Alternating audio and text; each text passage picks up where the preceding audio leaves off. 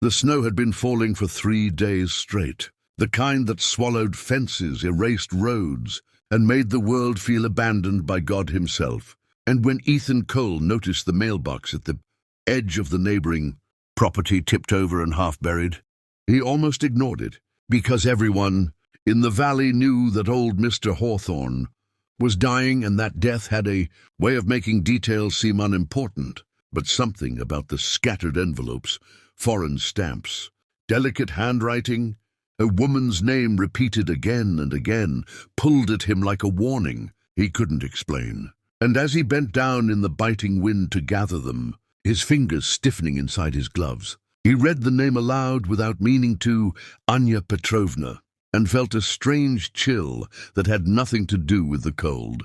Hawthorne had been a bitter man, reclusive, barely spoken a word to anyone in years. Yet everyone also knew he'd ordered himself a mail-order bride from some Eastern European agency, a rumor that spread fast and then died quietly when Hawthorne took to his bed coughing blood.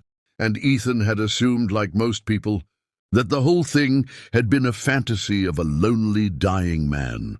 But now here were the letters, unopened, soaked at the edges, and among them a final notice stamped in red that read, "Arrival confirmed," and something inside. Ethan snapped into motion because the road to Hawthorne's cabin was nearly impassable and the temperature had dropped below zero the night before.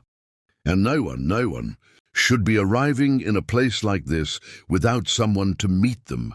The wind howled as Ethan mounted his horse, snow stinging his face like needles. And as he followed the barely visible trail toward the cabin, memories of his own isolation crept in, the way the valley had hollowed him out since his wife died, the way silence had become both refuge and prison, and when the dark outline of the cabin finally emerged through the storm, he saw immediately that something was wrong, because the door stood open, hanging crooked on its hinges, and there were footprints in the snow that didn't belong to Hawthorne.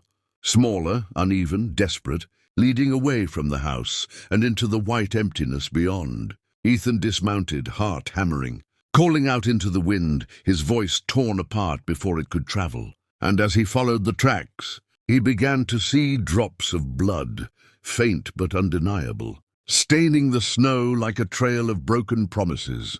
And then he saw her collapsed beside a fallen pine, wrapped in a thin coat utterly useless against the cold, her dark hair frozen to her cheeks, lips blue, eyes half open and unfocused.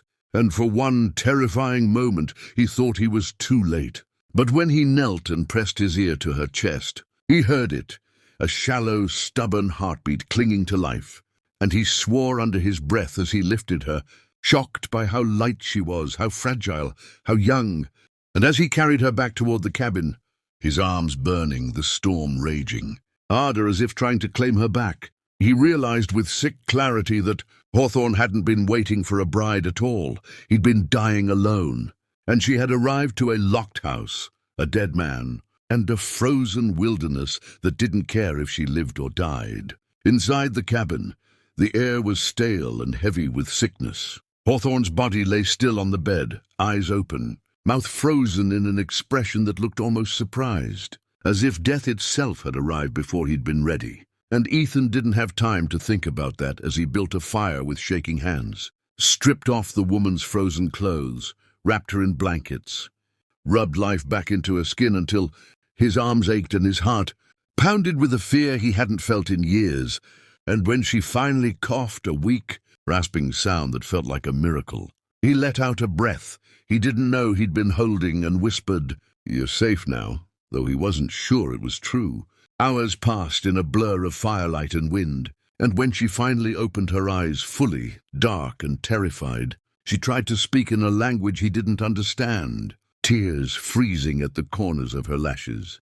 And when she realized Hawthorne was dead, that the man she'd crossed an ocean to marry was gone, something inside her broke completely, and she cried with a sound so raw it cut through Ethan deeper than the storm ever could.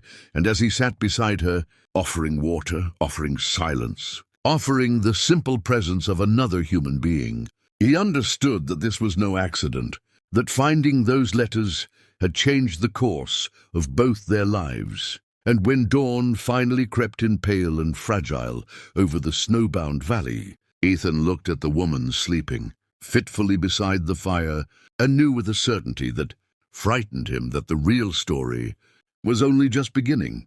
Because she had nowhere to go, no one to claim her, and outside, the world would not be kind to a foreign bride who had arrived too late.